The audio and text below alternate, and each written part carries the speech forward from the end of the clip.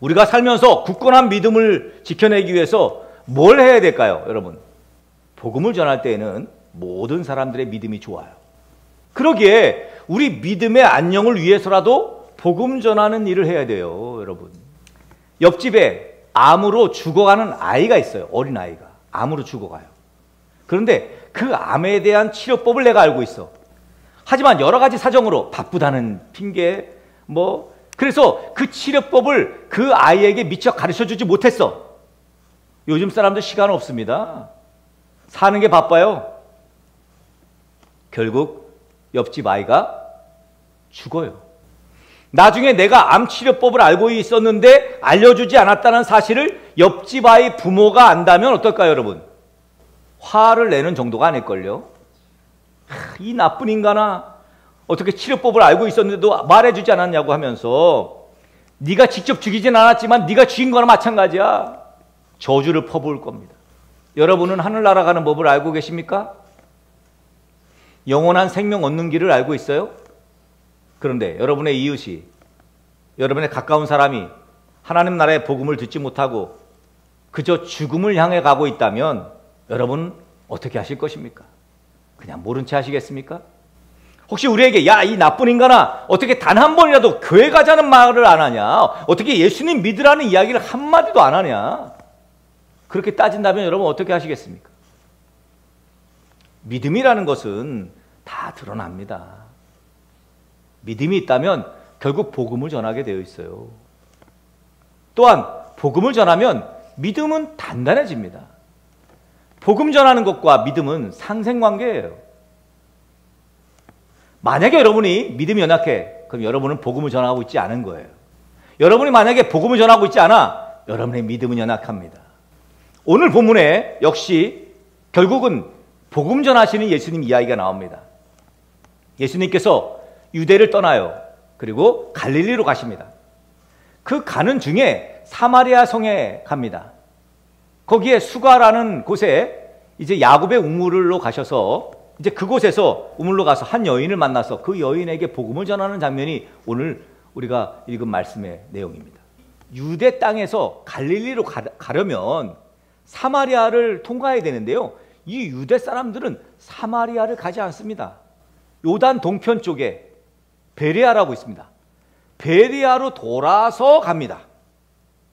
갈릴리 갈 때. 갈릴리에서 또 이 유대 나라 올 때 역시 베레아를 거쳐서 유대 나라를 옵니다. 사마리아 성에 들어가지 않습니다. 안 들어가요. 수가성의 야곱의 우물에서 사마리아 여인이 물을 길러 나왔습니다. 이 여인에게 물을 달라 하죠. 이 여인은 아니 유대인인 당신이 사마리아인인 나에게 어떻게 물을 달라 하십니까? 놀래요. 왜 유대인과 사마리아인이 서로 상종하지 않는 겁니까? 유대인과 사마리아인이 사이가 좋지 않습니다. 오래전 유대인이 아수르와 바벨론에 포로로 잡혀갔어요. 포로로 잡혀가 있는 동안 이 사마리아도 유대 땅이었잖아요. 여기에 이 사마리아 사람들이 와가지고요, 다른 혈통들과 섞입니다. 통혼을 해요. 유대인들은 통혼할 수가 없어요. 통혼하면 안 됩니다. 이방인과 결혼하면 안 된다고요. 근데 사마리아 사람들은 이방인과 결혼했어요. 그래서 사마리아에 자리를 잡은 거예요. 그리고 또 이 사마리아 사람들은 우상을 섬겼습니다. 그래서 유대인들은 사마리아 사람들을 이방인 취급했어요. 유대인들이 바벨론 포로에서 이제 돌아온 다음에 예루살렘 성전을 재건하잖아요. 그 후에 이 사마리아 사람들이 BC 400년경에 그리심이라는 곳에 자기들의 성전을 따로 짓습니다. 사마리아에 예루살렘 성전이 있는데 그리심이라는 성전을 짓고 거기서 하나님을 예배해요. 그래서 유대인들은 전통적으로 사마리아인과 상종하지 않습니다. 우상을 섬기는 이들, 또 통혼한 사람들 이래가지고 그냥 벌레 취급합니다. 그래서 유대와 갈릴리로 왕래할 때 절대로 사마리아 성에 들어오지 않습니다. 자, 그런데 예수님은 지금 사마리아 성으로 예수님도 유대인이잖아요. 사마리아 성으로 갑니다. 거기서 우물가에 한 여인을 만나요. 그때가 제6시라 그랬습니다. 제6시. 제6시면 12시거든요. 네, 난 12시. 날 12시에 사마리아 땅 햇볕, 이건 땡볕이에요. 땡볕. 그렇게 땡볕이 내리쬐는데 물을 길러오는 사람이 없어요. 이 말은 이 사마리아 여인은 사람이 땡볕에 이 수가성의 우물에 와야만 했던 여인이지, 아무도 없을 때 와야만 했던 여인, 누가 보면 안 되는 여인이었어요. 그러니까 정말 죄 많은 여인, 그냥 아무도 오지 않는 시간에 가서 물을 길어야만 했던 기구한 여인이 바로 이 우물가의 여인입니다. 이 여인에게 예수님이 물을 달라래요. 이 여인이 깜짝 놀랍니다. 아, 어떻게 유대인인 당신이 사마리아 사람이 내게 물을 달라 합니까? 예수님이 말합니다. 10절에서 이렇게 말해요. 내가 누구인지 알았더라면 너는 내게 구했을 것이고 그랬으면 내가 내게 생명의 물을 주었을 것이다. 예수님 분명히 생명의 물을 말씀하셨는데 이 여인은 뭐라 그래요? 아니, 내가 그릇도 없고 우물도 깊은데 어디에서 생수를 얻으란 말입니까? 우리 조상 야곱이 여기 지금 우물을 우리에게 주셨고 손조들, 그 아들들, 그 짐승들도 다 마셨는데 당신이 야곱보다 크단 말입니까? 그랬더니 이 여인은 그 영생하도록 샘솟는 물을 내게 마시게 하셔서 물길로 다시는 오지 않게 하옵소서. 그랬더니 느닷없이 예수님이 뭐라래요? 이 여인의 현실을 깨닫게 해줍니다. Let's get to the point. 본론으로 들어가자. 네 남편을 데려와라. 여기서 갑자기 네 남편을, 내게 영원히 목마르지 않을 생수를 주옵소서 그러고 있는데 갑자기 네 남편을 데려와라. 아마 이 여인은 깜짝 놀랐을 거예요. 이 사마리아 여인이 뭐라래요?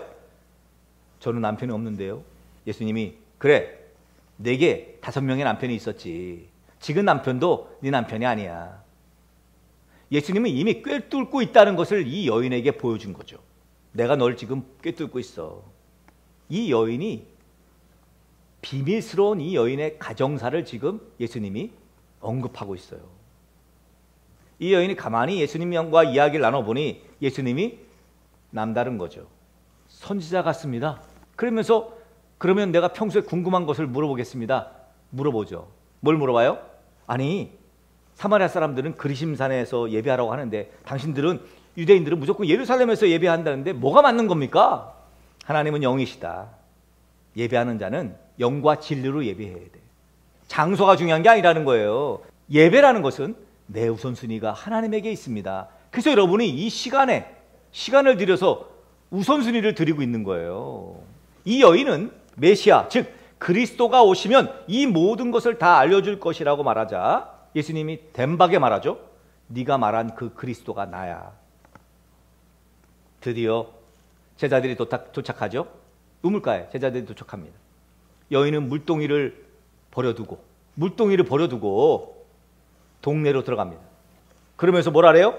내가 메시아를 만났다. 내가 그리스도를 만났다. 내 삶의 모든 일을 내게 말한 사람, 그리스도를 내가 만났으니 와서 보라! 라고 동네방네 떠들고 다닙니다. 왜 안 그러겠어요? 왜 안 그러겠어요? 사람들이 동네에서 나와서 저 여인 뭐라 그러는 거야 지금? 아니, 그리스도를 만났다고? 메시아를 만났다고? 그러면서 웅성웅성 예수님에게로 모여들죠.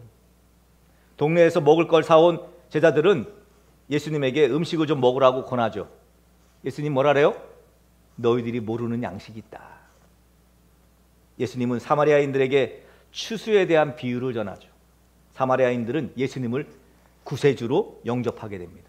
아무튼 오늘 말씀을 보면 사마리아 우물가의 여인과 이웃들이 대박이 난 거죠. 지금 메시아 그리스도를 만났기 때문에. 물론 그 출발이 누구예요? 이 여인이에요. 여인. 이 사마리아의 이름 모를 이 여인, 이 죄 많은 이 여인. 예수님을 만난 이 사마리아 여인은 자신의 물동이를 버려두고, 마치 예수님을 만났던 베드로가 배와 그물을 버려두고 예수님을 쫓았던 것처럼, 여러분, 이게 버려두는 게 필요해. 다 안고 못 가요. 물동이도 쥐고, 아니 배도 그물도 다 쥐고 예수님께 못 간다고요. 버릴 건 버려셔야 돼. 사마리아 여인이 지혜로운 거죠. 아니, 그리스도를 만났는데, 메시아를 만났는데 이 물동이가 뭔 소용이야. 사마리아 여인의 말을 듣고 사람들이 예수님을 메시아로 믿었습니다. 마을 사람들은 예수님께 자기들과 함께 있으면서 하나님 말씀을 전해주세요. 왜 아니겠어? 이 사마리아 사람들이 예수님과 만나 예수님 말씀을 들으면서 믿음이 생기게 된 거예요. 42절입니다. 사람들이 이 여인에게 하는 말이에요. 그 여자에게 말하되 이제 우리가 믿는 것은 내 말로 인함이 아니니 이는 우리가 친히 듣고 그가 참으로 세상의 구주신 줄 알미라 하였더라. 여러분, 처음에는 이 여자의 말, 와서 보라, 와서 들어보라, 예수님 만나보라, 단순하게. 전도는 그런 거 아닙니까? 와서 봐, 와서 들어봐, 우리 목사님 말씀 들어봐. 이게 전도죠. 그렇게 해서 처음 믿음이 생깁니다. 처음 믿음. 그러나 단단한 믿음은 어떻게 생긴다고? 예수님 만난 다음에 생기는 거예요. 예수님을 직접 만나고 경험하고 말씀으로 만나고. 지금은 예수님 말씀으로 만나는 거지. 그래서 우리가 아침마다 말씀 묵상을 왜 해요? 말씀 속에서 예수님 만나려고 하는 거예요. 그래서 믿음이 단단해지는 거거든요. 자, 바람직한 전도의 모델을 오늘 만났어요, 여러분. 예수님 믿는 믿음은 예수님을 만나야 생겨요. 예수님 믿는 사람들의 공통점이 뭐라고요? 예수님 만난 사람들이에요. 왜 그럴까요? 예수님 만나면 예수님의 말씀을 듣게 되고 예수님을 참으로 세상의 구주이신 것을 알게 되기 때문이죠. 예수님 시대에 많은 사람들이 예수님을 만났어요. 대부분은 예수님을 치료자로 만났어요. 치료해주는 이로 만났다고요. 내 병을 고쳐주는 이로 만났어요, 예수님을. 또 어떤 사람은 로마의 정권을 무너뜨리는 유대 나라를 회복시킬 정치 지도자로 예수님을 만났어요. 근데 이렇게 만나가지고는 예수님을 그리스도로 믿지 못합니다. 그냥 고마운 분, 대단한 분, 위대한 분 정도지. 그러면 어떻게 만나야 되는 거예요? 죄인된 내가 그리스도로 예수님을 만나야 돼요. 우리 죄를 사해 주시는 대속자 예수님으로 만나야 돼요. 사마리아의 이름 모를 이 여인 역시 죄인된 자신에게 오신 그리스도이신 예수님을 만난 거예요. 우리가 잊지 말아야 할 것은 사마리아 복음의 처음엔 이 이름 모를 여인이 역할을 했다는 것.